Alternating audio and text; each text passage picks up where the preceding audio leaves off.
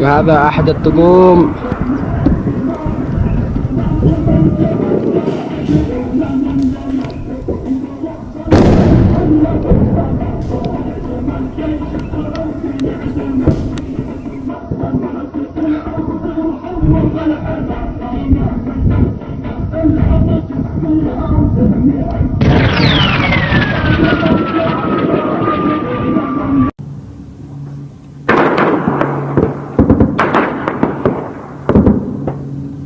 What do you know about the situation in Yemen?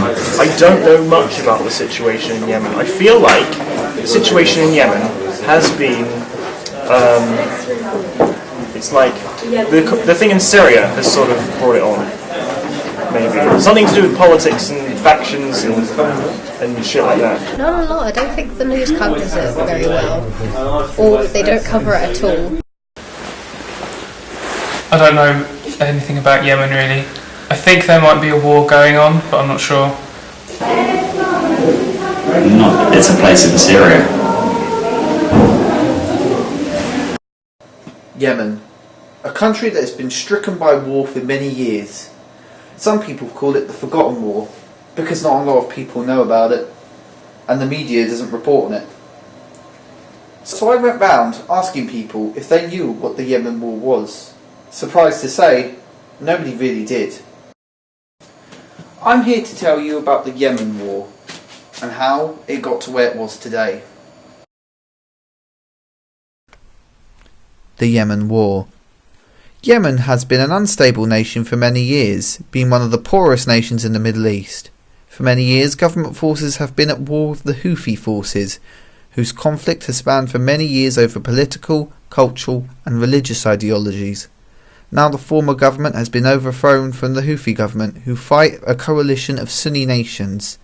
As of August 2015, the IDMC, International Displacement Organization, has estimated a sum total of 1,439,100 to be displaced due to recent conflicts. The lives lost have been counted to 2,800 according to the UN High Commission for Human Rights. The main fighters. While this war does consist of other small factions, e.g. Al-Qaeda in the Arab Peninsula and ISIL, the main fighters consist of the Yemen Revolutionary Committee, which consists of Houthis and pro-military Yemen forces fighting the now depowered Yemen Hadi government. The former Yemen government is teamed up with a coalition of other nations who help with airstrikes. This coalition consists of Saudi Arabia, the United Arab Emirates, Bahrain, Egypt, Jordan, Qatar, Sudan and Sudan, and has been heavily criticised for its disregard for human life, particularly Saudi Arabia, who have been known to purposely target schools. Now, before we begin to talk about the Yemen War, there is first a group we must talk about. That group are the Houthis. What do you know about the Houthis? I don't know. No idea. I have no idea what they are. I don't know what that means. Houthis. The Houthis. Nothing. Right. That's like a drug. Is it a drug? Sounds like a clan or some sort of a group of people. The Houthis were a movement created by Hussein Bedouin al-Houthi in 1991 as an attempt to revive Saudism, a subsection of Islam that prides itself in revolting against unfit leaders. Along with this, they created the Believing Youth movement, a collection of schools that taught Saudism. Now originally the Houthis were considered quite a moderate group. This changed during 9/11, where their views became a bit more, let's say... 11 سبتمبر حصلنا بحالة نشوة وافتخار بأنه هذا موقف يسجل ضد أمريكا، لكن السيد كان لديه نظرة، بدأ ليشرح ويحدثنا بأن هذه مسرحية أمريكية صهيونية لضرب الإسلام extreme. With some of the more extreme beliefs now known, and the suspicion that they were being funded by Iran, concerns grew over the movement. In June 2004, The Yemen government arrested 640 al-Houthi members for protesting outside the Great Mosque of Sana'a, and al-Houthi is given a bounty of $50,000. A small insurgency started against the government from the Houthis in response to the bounty on al-Houthi, and the arrest of 640 Houthis takes place until in September al-Houthi is killed. Okay, so I know what you're thinking. You're thinking, alright, so I know about the Houthis. What about the Yemen government story? Well, to answer that, we'll need to go back to the 90s.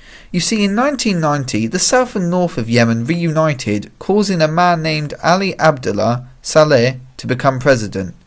In 1991, Ali Abdullah Saleh wins Yemen's first election. He then incites a law to extend his run from 5 to 7 years, extending parliamentary terms from 4 to 6 years. As you can imagine, this causes anger, but he wins every election from here on out. Things change, however, in 2011.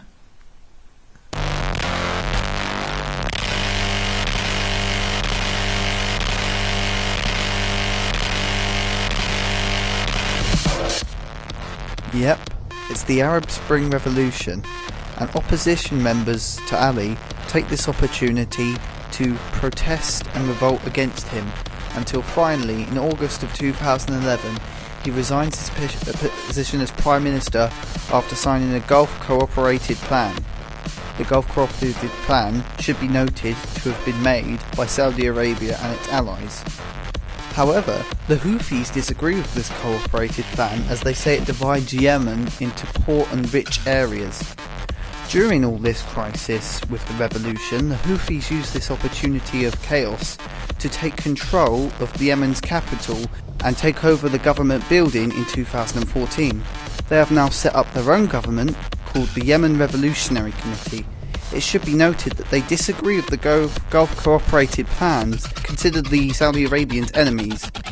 The Saudi Arabians didn't take kindly to this and have formed their own strike squad of jets with bombs to attack Yemen.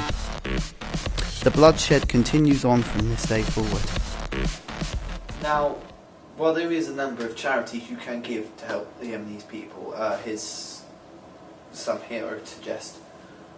The main importance, and the thing I'm mainly trying to push here is there are a lot of stories that you just will not hear about. And this is to enlighten people that there is stuff like this, of course, happening in the world. And you should always just try and keep educated about these things, because as they say, knowledge is power. I also want maybe question some of the leaders like some of the people we're allied with, for instance, Saudi Arabia. We are their allies, but honestly, they've been known to do terrible things. You know, essentially, just don't always just follow the media. With the age of age of internet, we now have access to all these forms of websites we can go to look at things, and I heavily suggest doing that. This has been the War on Yemen. Thank you for listening.